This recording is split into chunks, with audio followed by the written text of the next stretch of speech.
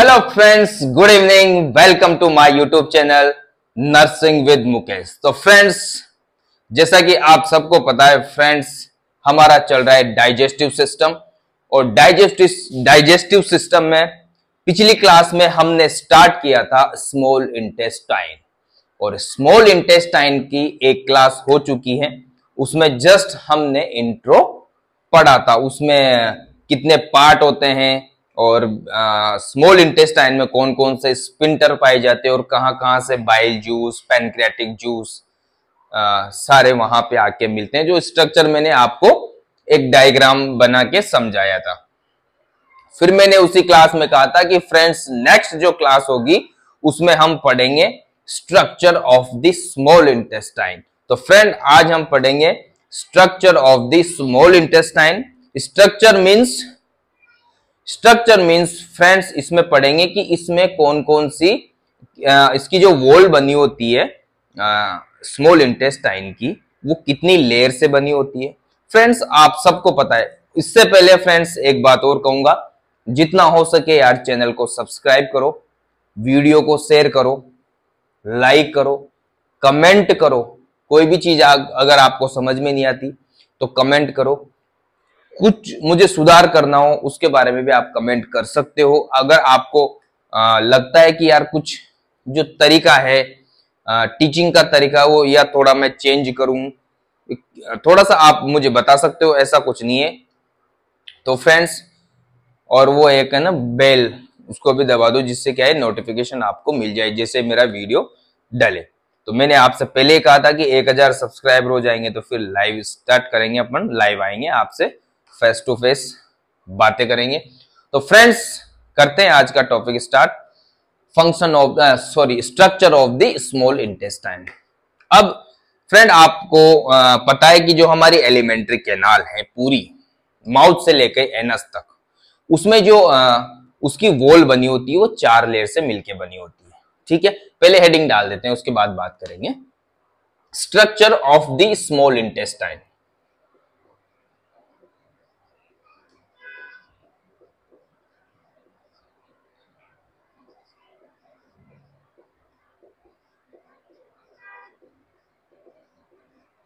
Structure of the small intestine, ये है आज की हमारी हेडिंग या आज का हमारा topic, structure of the small intestine.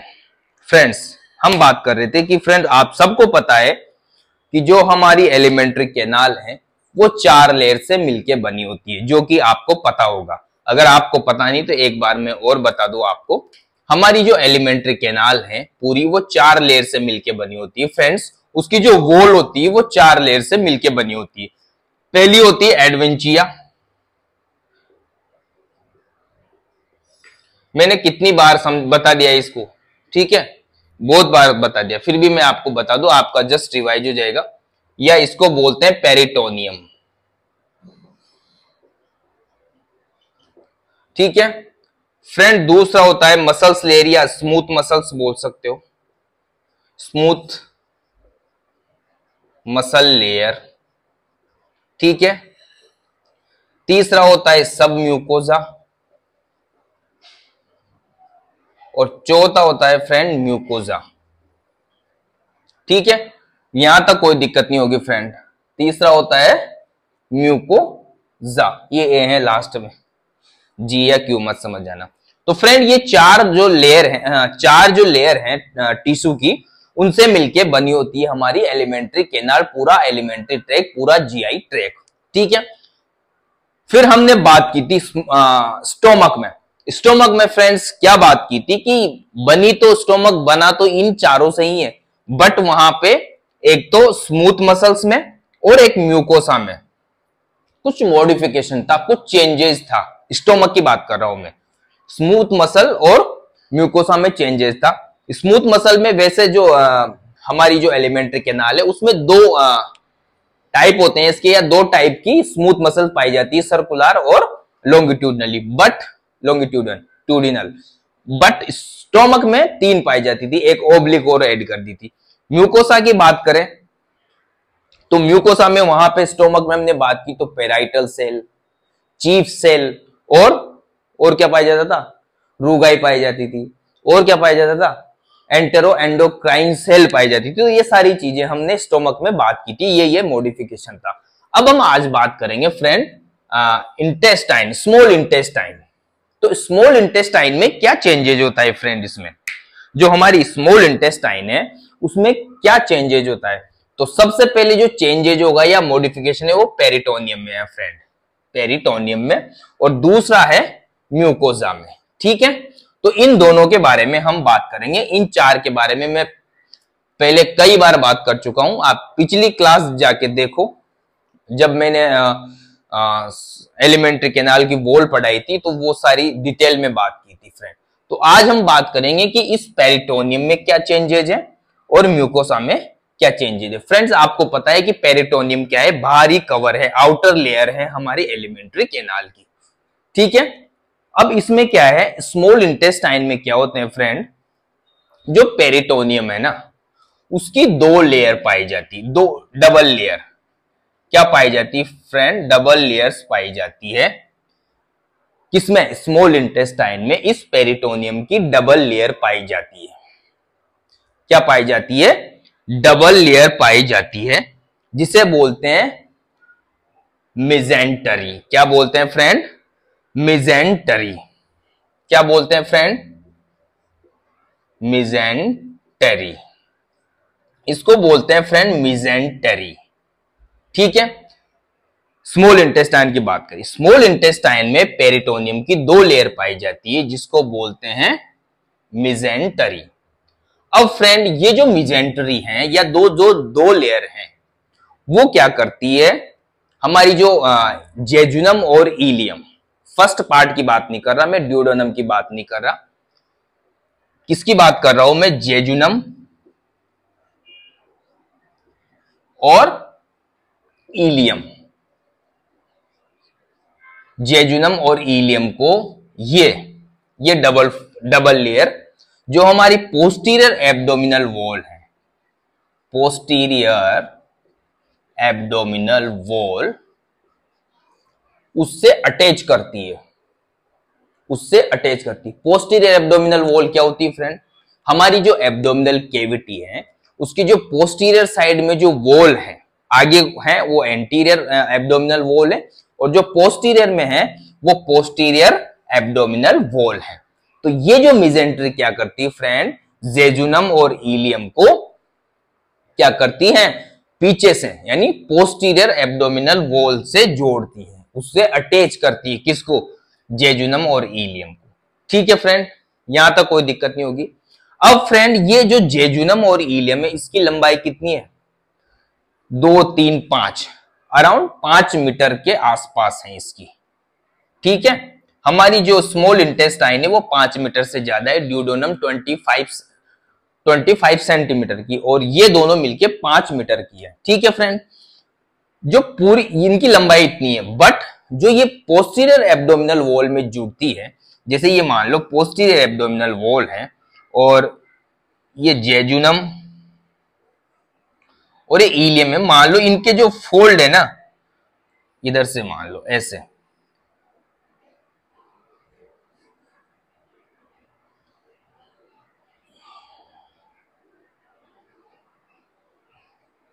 ऐसे थोड़ी सी इस टाइप से जुड़ते हैं या इस टाइप से जुड़ते हैं पीछे, ये पोस्टीरियर वॉल है उससे इस टाइप से जुड़ते हैं। मतलब लंबाई तो 5 मीटर की है, बट इनका कुछ पार्ट, शॉर्ट पार्ट ही इस पोस्टीरियर एब्डोमिनल वॉल से जुड़ता है, इस पोस्टीरियर एब्डोमिनल वॉल से जुड़ता है, जो किसकी तरह दिखाई देती है, फैन शेप दिखाई देती है फ्रेंड, फैन जैसी, कैसी दिखाई देती है, फैन शेप दिखाई देती है। ठीक है, फैन जैसे, ऐसे ये फैन होता है ना, ऐसे ये फैन यहां से जुड़ती है, ऐसे ऐसे, ये फैन हो गया, टेबल फैन की बात कर रहा हूं मैं, टेबल फैन जैसी दिखाई देती है ये जब वहां पोस्टीरियर एब्डोमिनल वॉल से जुड़ती है। तो ये चेंजेस था पेरिटोनियम में फ्रेंड। अब आगे बात करें फ्रेंड, जो पोस्टीरियर एब्डोमिनल वॉल है हमारी एब्डोमिनल कैविटी की, उसमें क्या होता है, large blood vessels, and nerves पाए जाते हैं। क्या पाए जाते हैं friend? Large blood vessels and nerves पाए जाते हैं इसमें। किसमें? पोस्टीरियर एब्डोमिनल वॉल में स्थित होते हैं या वहां पे लाइज होते हैं या पड़े रहते हैं। कहां पे? पोस्टीरियर एब्डोमिनल वॉल में। ठीक है, अब पोस्टीरियर एब्डोमिनल वॉल में ब्लड वेसल्स और नर्व्स हैं, तो इनको सप्लाई कहां करनी है? इनको सप्लाई करनी है इंटेस्टाइन में भी तो करेंगे ना। तो इंटेस्टाइन में आने के लिए ये क्या करते हैं, जो इनके दो फोल्ड है ना, इनके बीच में से ये जो मिजेंट्री के या पेरिटोनियम के दो फोल्ड हैं, उनके बीच में से आके हमारी स्मॉल इंटेस्टाइन को क्या करते हैं? Blood supply and nerve supply करते हैं। ठीक है फ्रेंड, यहां तक कोई दिक्कत नहीं होगी। ये क्या करते हैं? ब्लड सप्लाई और नर्व सप्लाई करते हैं। कहां से आके? इस मिजेंट्री के जो फोल्ड होते हैं या मिजेंट्री जो लेयर होती है, उनके बीच में से आके इनको क्या करते हैं? किसको? हमारी स्मॉल इंटेस्टाइन को ब्लड सप्लाई और नर्व सप्लाई करते हैं। फ्रेंड, यहां तक कोई दिक्कत नहीं होगी। ठीक है, दोबारा समझाने की आवश्यकता नहीं। नेक्स्ट हम बात करते हैं म्यूकोसा। इस म्यूकोसा में क्या चेंज है? ठीक है फ्रेंड, नेक्स्ट बात करेंगे हम म्यूकोसा, जो इनर लेयर होती है, इनर किसकी? स्मॉल इंटेस्टाइन की या हमारी एलिमेंट्री कैनाल की, उसमें क्या क्या चेंजेज होता है। ठीक है फ्रेंड, सबसे पहले हम बात करें जो फ्रेंड एलिमेंट्री कैनाल की जो इनर लेयर है यानी म्यूकोसा, उसमें एक स्ट्रक्चर पाई जाती है। फ्रेंड, आपने रूगाई का नाम सुना है ना? रूगाई, रूगाई का नाम सुना? रूगाई कहां पाई जाती है? स्टोमक में। एक तरह से उभार टाइप, फोल्ड टाइप, क्या बोलते हैं? सलवटे टाइप, सल पड़े रहते हैं। वो क्या पाई जाती? कहां पे पाई जाती थी? वो स्टोमक में। और यहां पे भी एक ऐसी स्ट्रक्चर पाई जाती है, यहां पे भी ऐसी स्ट्रक्चर पाई जाती है, रूगाई जैसी स्ट्रक्चर, रूगाई जैसी स्ट्रक्चर पाई जाती है। किसमें? स्मॉल इंटेस्टाइन की जो म्यूकोसा है, उसमें भी रूगाई जैसी स्ट्रक्चर पाई जाती है। उसको बोलते हैं प्लीकाई। क्या बोलते हैं फ्रेंड? प्लीकाई। क्या बोलते हैं? ये चेंजेस है फ्रेंड। ठीक है, मैं डायग्राम बता दूंगा प्लीकाई कैसा होता है। वैसे रूगाई जैसा ही होता है, बट एक उसमें भी अंतर है या डिफरेंस है रूगाई और प्लीका में। ठीक है, ये क्या होती है फ्रेंड? किसमें पाई जाती है? हमारी स्मॉल इंटेस्टाइन की म्यूकोसा में पाई जाती है। क्या पाई जाती है? एक तो प्लीकाई। दूसरा पाया जाता है फ्रेंड, चेंजेज हैं, वो हैं विलाई एंड माइक्रोविलाई। क्या है चेंजेस? विलाई और माइक्रोविलाई। फ्रेंड, रूगाई की बात, सॉरी, प्लीकाई की बात करें, प्लीकाई बोलते हैं इसको, प्लीकाई की बात करें तो हमने जब स्टोमक पढ़ा था तो वहां पे रूगाई की बात की थी।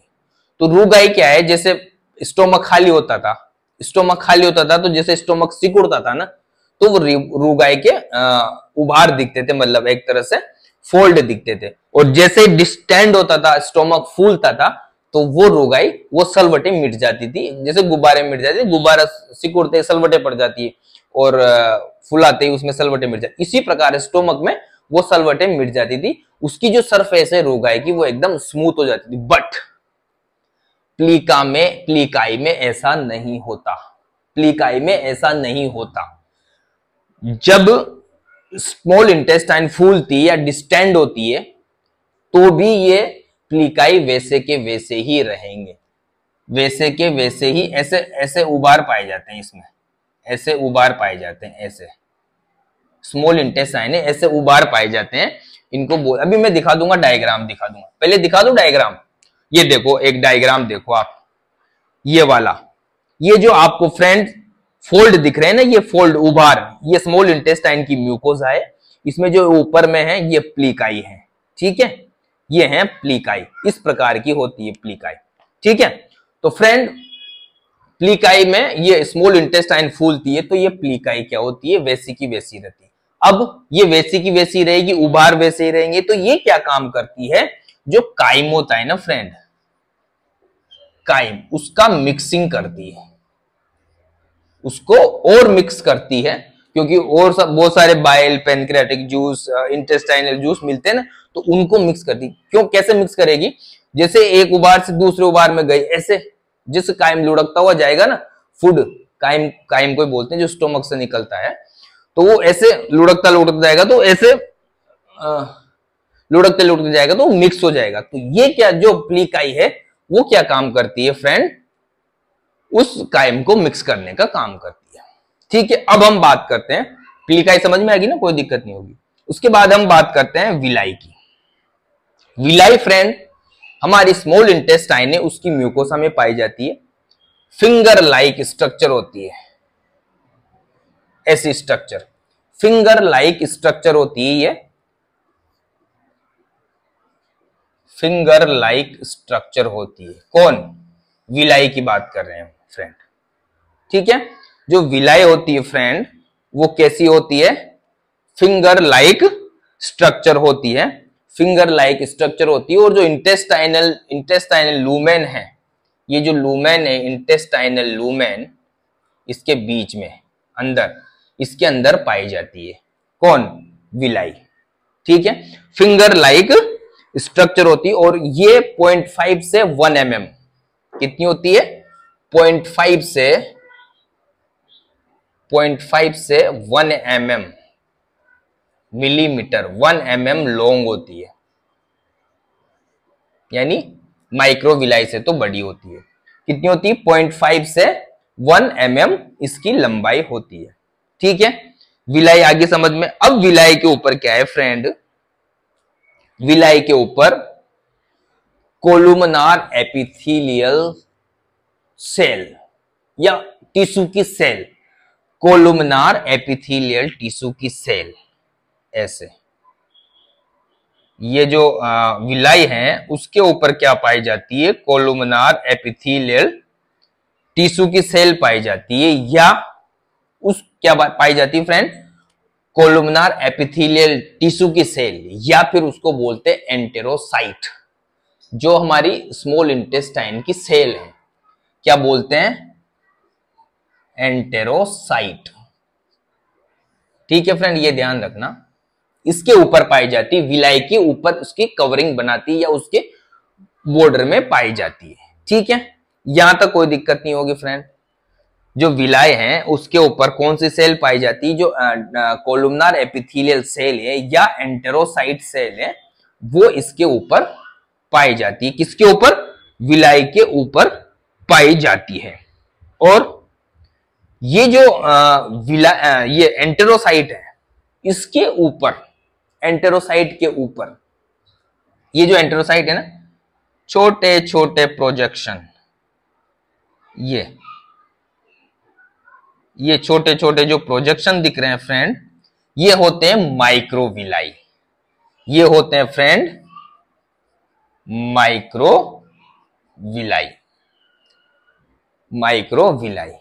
समझ में आ गया होगा यहां तक।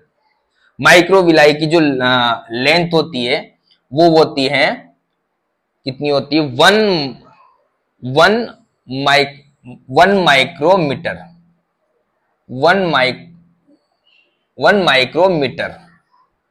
1 माइक्रोमीटर के आसपास होती है। ठीक है, 1 माइक्रोमीटर से भी कम होती है। ये सोचो, छोटे छोटे, बहुत छोटे छोटे प्रोजेक्शन होते हैं। अभी मैं डायग्राम में बता दूंगा आपको।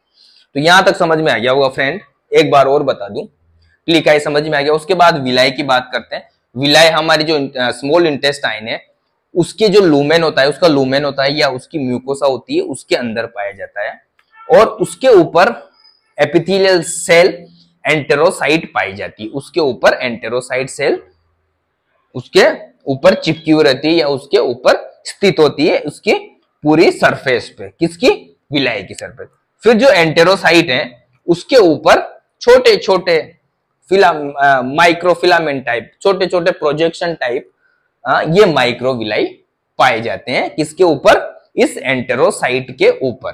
अभी मैं डायग्राम बताऊंगा, समझ में आ जाएगा। इसके ऊपर पाए जाते हैं। ठीक है, यहां तक कोई दिक्कत नहीं होगी। और इनकी जो लंबाई होती है वो 1 माइक्रोमीटर होती है, 1 माइक्रोमीटर होती है। उसके बाद फ्रेंड हम बात करें यहां पे क्या चेंजेज है और क्या पाया जाता है। यहां पे पाया जाता है एंटेरो एंडोक्राइन सेल और एक पाई जाती है म्यूकस सिक्रेटिंग सेल। ठीक है, एंटेरो एंडोक्राइन सेल और mucus secreting cell. Mucus secreting cell कौन सी फ्रेंड? गोबलेट, बहुत बार बताया मैंने। और एंटेरो एंडोक्राइन सेल कौन सी है? क्या सिक्रेट करती है? ये करती है हार्मोन, ये करती है म्यूकस। उस सेल का नाम है गोबलेट सेल, गोबलेट सेल। और जो एंटेरो एंडोक्राइन सेल है वो सिक्रेटिन और कोलिसिस्टोकाइनिन। ठीक है, बताया था मैंने जब स्टोमक पढ़ाया था, इंटेस्टाइनल फेज पढ़ी थी जहां पर गैस्ट्रिक जूस सिक्रेशन की, तो वहां पे बताया था कि सिक्रेटिन और कोलिसिस्टोकाइनिन कौन सिक्रेट करता है? जो इंटेस्टाइन की जो म्यूकोसा है, इंटेस्टाइनल म्यूकोसा में जो एंटेरो एंडोक्राइन सेल पाई जाती है, जो एंडोक्राइन सेल है क्योंकि ये हार्मोन रिलीज करती है या हार्मोन का सिक्रेशन करती है जो डायरेक्ट ब्लड स्ट्रीम में डालती है। ठीक है, अब ये दोनों सेल है फ्रेंड, ये दोनों सेल है ना, जो एंटेरोसाइट सेल हैं उनके बीच में ऐसे अंतराल में बिखरी हुई रहती है। क्या होती है? यहां पे ये सेल बिखरी हुई रहती है, इंटरस्पर्ड। ये क्या है? सेल इनके चारों तरफ बिखरी हुई रहती है। यहां पे कौन सी सेल? एंटेरो एंडोक्राइन सेल और म्यूकस सिक्रेटिंग सेल यानी गोबलेट सेल। समझ में आ गया? यहां तक कोई दिक्कत नहीं होगी फ्रेंड। ये दोनों सेल्स होती है जो क्या होती है, इन एंटेरोसाइट है, इनके बीच बीच में एक निश्चित अंतराल में बिखरी हुई होती है। ठीक है, अब आगे क्या चेंजेज आते हैं, इसको मिटा दो यार, है ना, ये तो आएगा समझ में। ठीक है, आगे हम बात करें।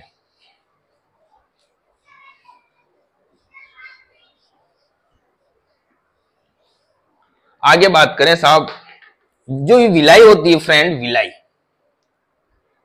ये जो विलाई होती है इसमें क्या होता है,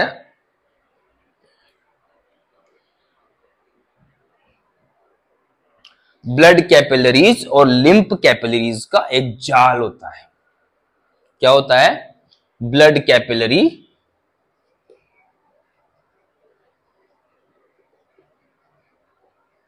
एंड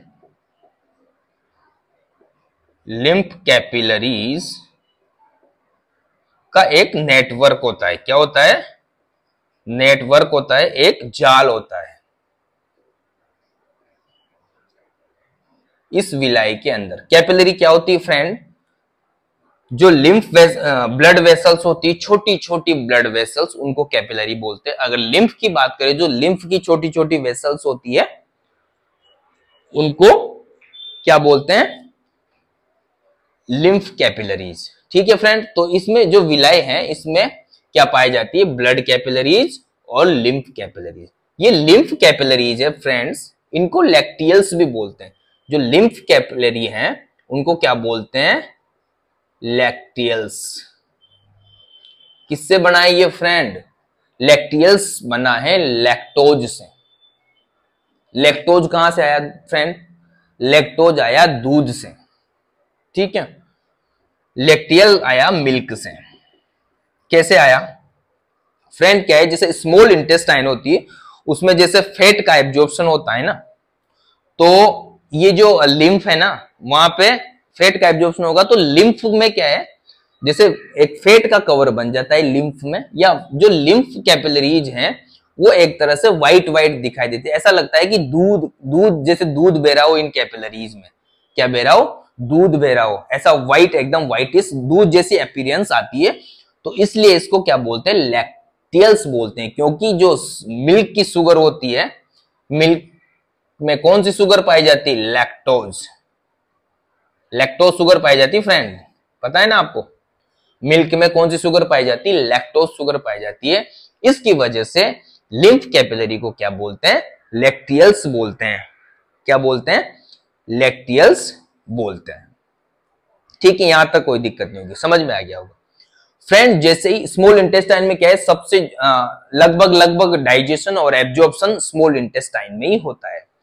तो जो स्मॉल इंटेस्टाइन में फाइनल स्टेज होती है कि भाई अब डाइजेशन हो चुका, एब्जॉर्प्शन हो गया, अब जो न्यूट्रिएंट्स हैं उनको जाने दो ब्लड में, ब्लड के द्वारा तो जाएंगे ना, ब्लड कैपिलरीज और लिम्फ कैपिलरीज, ब्लड कैपिलरीज और लिम्फ कैपिलरीज वहां से उठाएंगे उन न्यूट्रिएंट्स को, फिर बड़ी आर्टरीज में डालेंगे, सॉरी बड़ी वेन्स में या आर्टरीज में वेन में डालेंगे, तो वेन फिर कहां ले जाएगी, हार्ट में ले जाएगी, हमारे हृदय में ले जाएगी, हार्ट में ले जाएगी। फिर वहां से सिस्टेमैटिक या सिस्टेमिक सर्कुलेशन होगा उन न्यूट्रिएंट्स का ब्लड के साथ।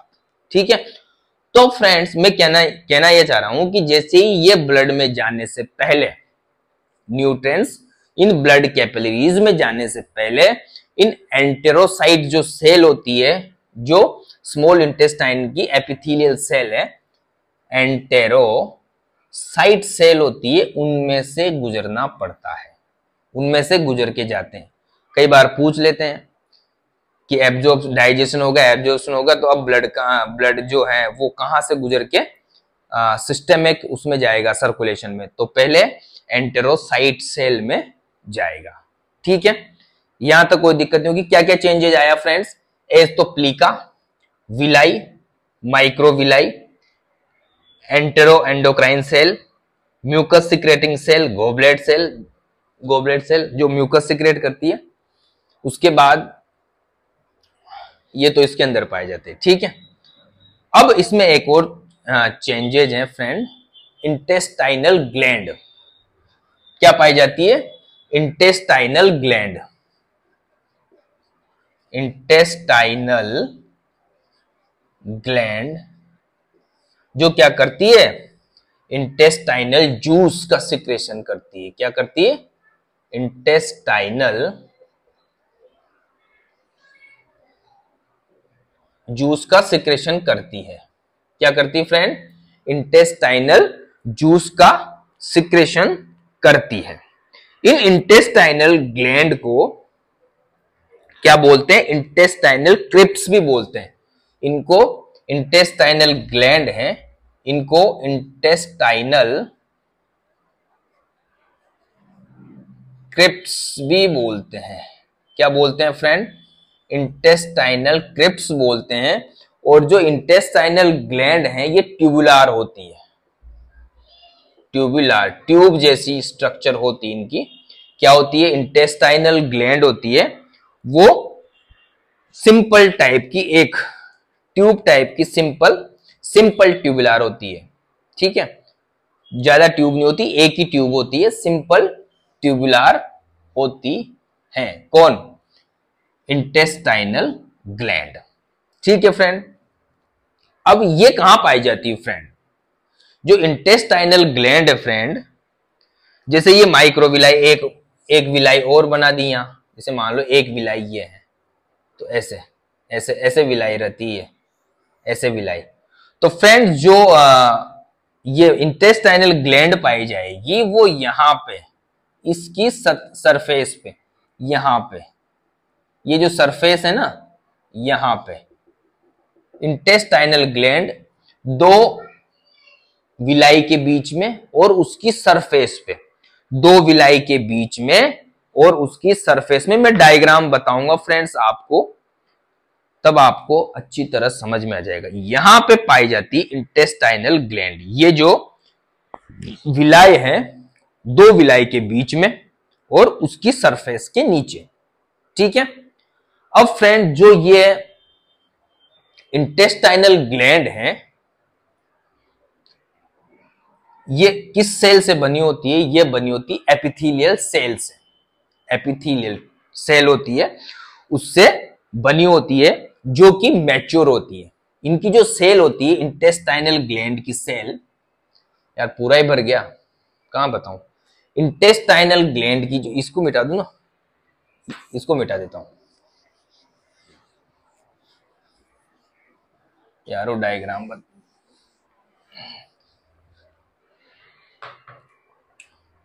इंटेस्टाइनल ग्लैंड की जो सेल होती है, इंटेस्टाइनल ग्लैंड की सेल होती है वो एपिथेलियल सेल होती है और मैच्योर होती है फ्रेंड। क्या होती है? मैच्योर होती है। मैच्योर होगी तो हाथ पैर हिलाएगी, ठीक है। एकदम परिपक्व है तो हाथ पैर हिलाएगी, तो हाथ पैर हिलाती है ना, तो मैंने बताया था ना अभी, ये विलाई के ऊपर जाती है। ये जो विलाई है, जैसे यहां से ये यहां पड़ी है मान लो, ये ना, तो ये सेल है ना, कहां पे जाएगी? इस विलाई की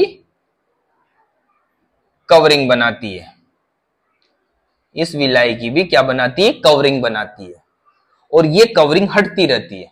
जैसे ही इंटेस्टाइनल फूड आता है या काइम आता है या इंटेस्टाइनल कंटेंट आता है, तो इससे टकराता है, रगड़ खाता है।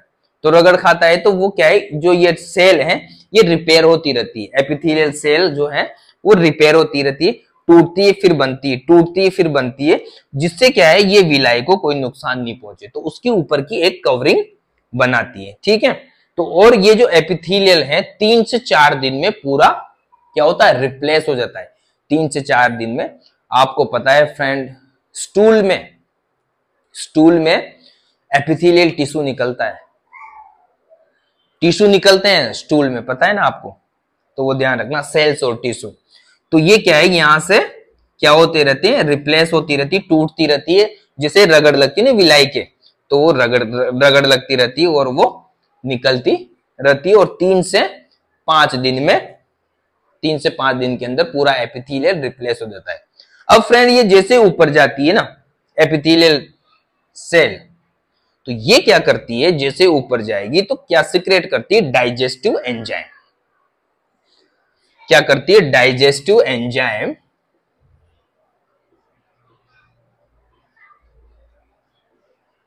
ये क्या करती है? डाइजेस्टिव एंजाइम सिक्रेट करती है।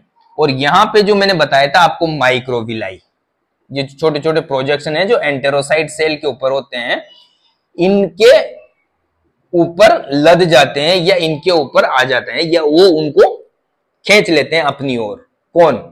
माइक्रोविलाई उनके ऊपर लद जाते हैं, ठीक है, माइक्रोविलाई के ऊपर, ठीक है। यहां से क्या आ गया? Digestive enzyme. और यहां पे क्या है? Intestinal gland. तो इंटेस्टाइनल ग्लैंड क्या निकालेगी? Intestinal juice. क्या निकालेगी? Intestinal juice. तो ये दोनों मिलके फ्रेंड, डाइजेस्टिव एंजाइम और इंटेस्टाइनल जूस, पूरा डाइजेशन खत्म करते हैं हमारे इंटेस्टाइन में। प्रोटीन, फैट एंड कार्ब, यानी कार्बोहाइड्रेट, कार्बोहाइड्रेट, इन तीनों का डाइजेशन करते हैं, ठीक है। यहां तक कोई दिक्कत नहीं होगी फ्रेंड, समझ में आ गया होगा, ठीक है। आगे और एक चीज पाई जाती है फ्रेंड, एक और चीज है लिम्फ नोड। क्या पाए जाते हैं? Lymph node. ये जो हमारी स्मॉल इंटेस्टाइन की म्यूकोसा है उसमें लिम्फ नोड पाए जाते हैं, यानी लिम्फेटिक टिश्यू पाया जाता है, लिम्फ नोड पाए जाते हैं। अब फ्रेंड लिम्फ नोड हमारी स्टोमक की स्मॉल इंटेस्टाइन की म्यूकोसा में पाए जाते हैं। जब फ्रेंड ये अगर एक लिम्फ नोड है किसी जगह हमारी इंटेस्टाइन में, एक अगर लिम्फ नोड है तो उसको बोलेंगे सोलिटरी लिम्फ फॉलिकल्स। क्या बोलेंगे? सोलिटरी लिम्फ फॉलिकल्स, ठीक है, सोलिटरी लिम्फ फॉलिकल्स, ठीक है। हमारी जो इंटेस्टाइन की म्यूकोसा है उसमें क्या पाया जाता है फ्रेंड, क्या पाया जाता है, लिम्फ नोड पाए जाते हैं। अगर एक लिम्फ नोड है, एक लिम्फ नोड को क्या बोलेंगे वहां, solitary lymph follicles, solitary lymph follicles. उसके बाद फ्रेंड हम बात करें कि ये जो लिम्फ नोड हैं 20 से 30 के एक झुंड में पाए जाएं, बड़े और ये छोटे, छोटा एक छोटा सोलिटरी लिम्फ नोड फोलिकल्स हो गया। उसके बाद 20 से 30 बड़े बड़े लिम्फ नोड हैं मान लो, ये कहां पाए जाते हैं, ये पाए जाते हैं फ्रेंड डिस्टल इलियम, यानी लास्ट जो टर्मिनस इलियम है वहां पे ये पाए जाते हैं 20 से 30। और इनको क्या बोलते हैं, एग्रीगेटेड, क्या बोलते हैं friend, aggregated lymph follicles, aggregated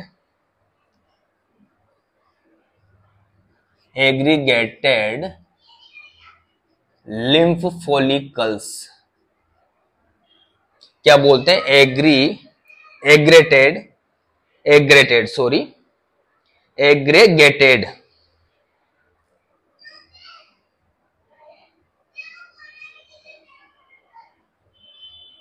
एग्रेगेटेड। अब ये जो एग्रेगेटेड है फ्रेंड, एग्रेगेटेड जो फोलिकल्स हैं, लिम्फ फोलिकल 20 से 30 हैं बड़े बड़े, इनको क्या बोलते हैं फ्रेंड, कई बार क्वेश्चन पूछ लेते हैं आपसे, कई बार क्वेश्चन पूछ लेते हैं, इनको बोलते हैं पेयर्स पैचेज। क्या बोलते हैं, पेयर्स पैचेज।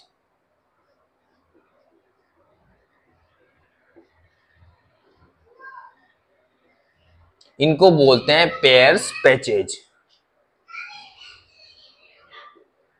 PATCHES, इनको बोलते हैं पेयर्स पैचेज। क्या होते हैं, ये लिम्फ नोड होते हैं जो कि हमारी स्मॉल इंटेस्टाइन में पाए जाते हैं। कई बार क्वेश्चन पूछ लेते हैं पेयर्स ऑफ पैचेज कहां पाए जाते हैं, स्मॉल इंटेस्टाइन में, खास करके कहां पे, डिस्टल इलियम में, डिस्टल इलियम में पाए जाते हैं। और ये क्या करते हैं फ्रेंड, लिम्फ नोड है, लिम्फेटिक टिश्यू है, तो क्या करेगा, डिफेंसिव मैकेनिज्म। कोई भी अगर फूड के साथ कोई भी माइक्रोब इंजेक्शन हो गया स्टोमक के द्वारा, स्टोमक से भी मान लो वह HCl से भी नहीं मरा, फिर आगे हाथों में चला जाता है, तो उसका खात्मा कौन करता है, लिम्फ नोड। ये उसके अगेंस्ट हमें एक डिफेंस प्रोवाइड करवाता है, कौन, लिम्फ नोड। तो फ्रेंड यहां तक कोई दिक्कत नहीं होगी, ये चीजें इस म्यूकोसा में पाई जाती है। ठीक है फ्रेंड, अगर कोई दिक्कत हो तो कमेंट करके जरूर बताना। अब बात करेंगे अपन ब्लड सप्लाई। उससे पहले मैं एक डायग्राम दिखा दूं ना आपको, हाँ ये डायग्राम देखो फ्रेंड, ये वाला डायग्राम आप देखो, ये जो आपको एक फिंगर लाइक स्ट्रक्चर दिख रही है, ये है विलस बोलते हैं या विलाई भी बोलते हैं इसको, ठीक है। इसके चारों ओर एक देखो ये बाहरी आवरण बना हुआ है, वो एंटेरोसाइट सेल का बना हुआ है, ठीक है। इसके बीच बीच में goblet cell, entero endocrine cell पाई जाती है, ठीक है। और ये जो फ्रेंड्स आपको एंटेरोसाइट दिख रही है, इसके ऊपर छोटे छोटे प्रोजेक्शन, आंखें गड़ो के देखो आप, छोटे छोटे प्रोजेक्शन दिख रहे हैं, ये है माइक्रोविलाई। उसके बाद बात करें फ्रेंड हम, ये जो विलाई है इसके अंदर कैपिलरीज और लिम्फ वेस कैपिलरीज का नेटवर्क है। ये लिम्फ कैपिलरीज हैं, इनको देखो लैक्टियल्स बोला है, लैक्टियल्स बोला गया है। उसके बाद फ्रेंड हम बात करें इंटेस्टाइनल ग्लैंड, मैंने बताया था दो विलाई के बीच में और उसकी सरफेस के नीचे पाई जाती है इंटेस्टाइनल ग्लैंड। तो फ्रेंड्स इस डायग्राम से आपको माइक्रोविलाई, विलाई और एक डायग्राम मैंने पहले बताया प्लिकाई का, इंटेस्टाइनल ग्लैंड और गोबलेट सेल और एंटेरो एंडोक्राइन सेल कहां कहां होती है, ये सारी आपको समझ में आ गई होगी। इसके बाद फ्रेंड हम बात करेंगे ब्लड सप्लाई, स्मॉल इंटेस्टाइन में ब्लड सप्लाई, ठीक है।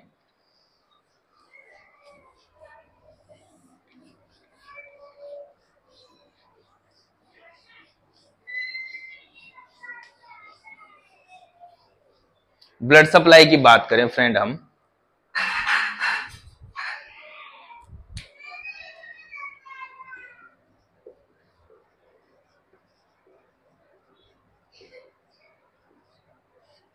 ब्लड सप्लाई की बात करें फ्रेंड हम स्मॉल इंटेस्टाइन में, तो इसमें जो हमारी स्मॉल इंटेस्टाइन है उसमें जो ब्लड सप्लाई करती है आर्टेरियल ब्लड सप्लाई,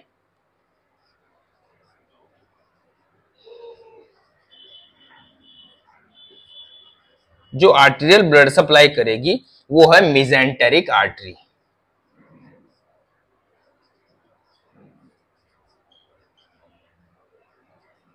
कौन करती है? मेसेंटेरिक या मेसेंटरी आर्टरी या मेसेंटेरिक आर्टरी बोल सकते हैं। वो भी कौन सी? सुपीरियर,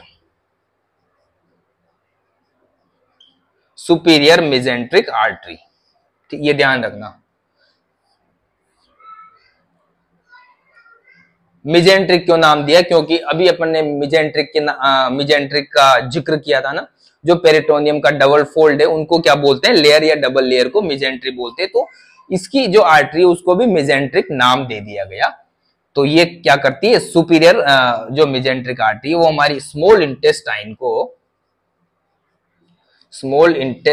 को क्या करती है? ब्लड सप्लाई करती है, arterial blood supply, pure blood supply, superior mesenteric artery. उसके बाद बात करें फ्रेंड, उसके बाद हम बात करें Venus drainage. Venus drainage,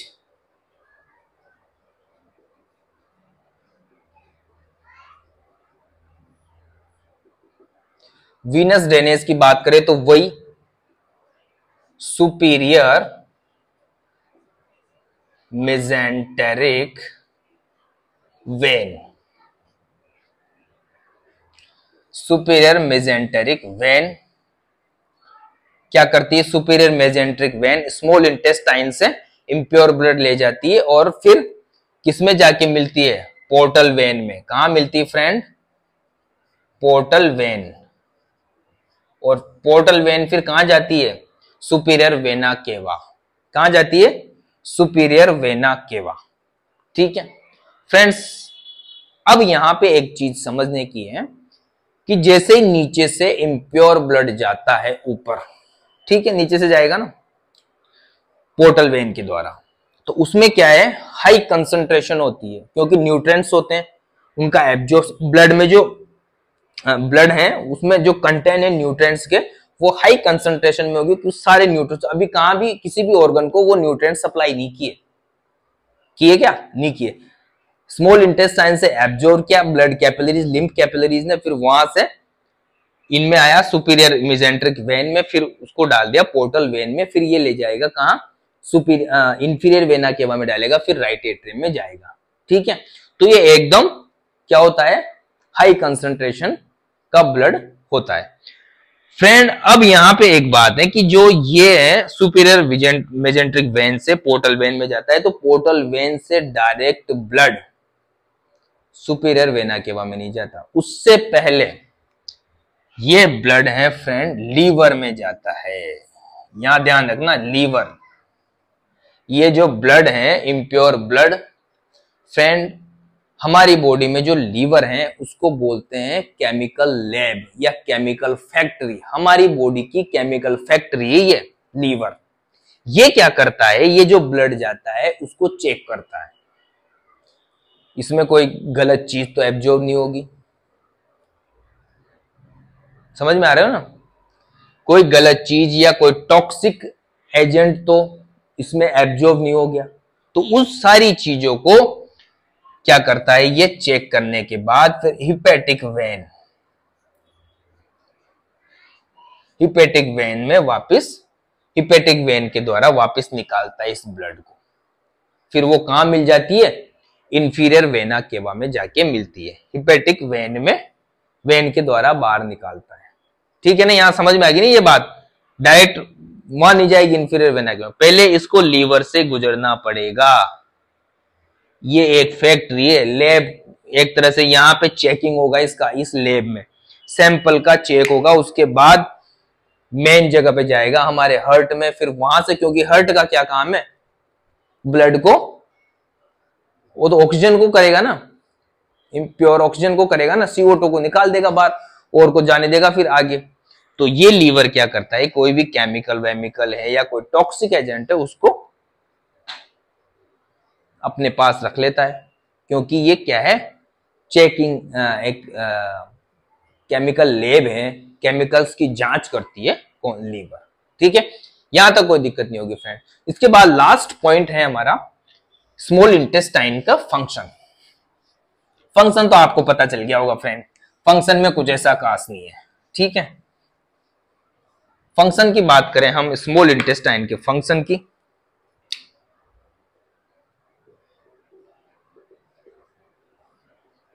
function की बात करें तो सबसे बड़ा फंक्शन है, क्या करते हैं सबसे पहले, न्यूट्रिएंट्स का एब्जॉर्प्शन। ठीक है, इनको डिटेल में बात करेंगे अपन, अभी तो जस्ट न्यूट्रिएंट्स, न्यूट्रिशन का एब्जॉर्प्शन करती है, डाइजेशन ऑफ कार्बोहाइड्रेट, कार्ब का मतलब कार्बोहाइड्रेट लिख रहा हूं, फैट और प्रोटीन। ठीक है, क्या सिक्रेट करती है, म्यूकस सिक्रेट करती है,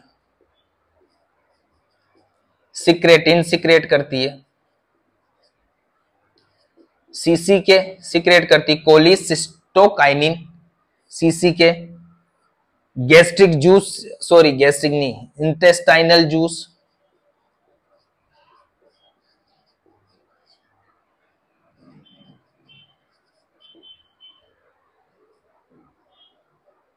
और फूड को आगे बढ़ाती है, peristalsis movement, movement of content या मूवमेंट ऑफ कायम, मूवमेंट्स ऑफ कायम। तो ये सारे फंक्शंस हैं, क्या क्या करती है, एब्जॉर्प्शन करती है न्यूट्रिएंट्स का, डाइजेशन करती है फैट, कार्बोहाइड्रेट और प्रोटीन का, म्यूकस सिक्रेशन करती है, कौन करती है, गॉबलेट सेल, सिक्रेटिन और सीसी के, कौन करती है, entero endocrine, intestinal juice, intestinal gland, ये सब पेरिस्टालसिस, सॉरी पैरासिम्पैथेटिक स्टिमुलेशन से होता है। और ये जो मूवमेंट ऑफ कायम, ये किससे होता है, पेरिस्टालसिस मूवमेंट, वो भी पैरासिम्पैथेटिक स्टिमुलेशन से ही होता है। और बस यही है, ये फंक्शंस थे फ्रेंड। अब फ्रेंड्स हम आगे जो क्लासे आएगी, आगे जो टॉपिक आएंगे उसमें बात करेंगे किस प्रकार एब्जॉर्प्शन होता है, किस प्रकार डाइजेशन होता है, किस प्रकार ये जो इंटेस्टाइनल जूस है वो किस प्रकार काम करता है, इंटेस्टाइनल जूस किस प्रकार कंसिस्ट, किस प्रकार बना होता है। ठीक है, फिर उसके बाद बाइल क्या होता है, हाँ, फिर उसके बाद पैनक्रियाटिक जूस के बारे में बात करेंगे, किस प्रकार फैट का, कार्बोहाइड्रेट का डाइजेशन होता है, एब्जॉर्प्शन किस प्रकार होता है। तो अब जो नेक्स्ट टॉपिक आएगा फ्रेंड वो आएगा chemical digestion, chemical digestion of small intestine या chemical digestion in the small intestine. हमारी स्मॉल इंटेस्टाइन के अंदर जो केमिकल डाइजेशन होता है वो किस प्रकार होता है, सारी बातें नेक्स्ट क्लास में बात करेंगे। तो फ्रेंड्स आज की क्लास में अगर कोई डाउट हो तो कमेंट करके जरूर बताना, थोड़ा सा फास्ट क्योंकि लंबी क्लास थी, अगर मैं धीरे धीरे पढ़ाता तो 1.5 घंटा निकल जाता। तो फ्रेंड्स मिलते हैं फिर नेक्स्ट क्लास में, तब तक के लिए bye, love you, take care.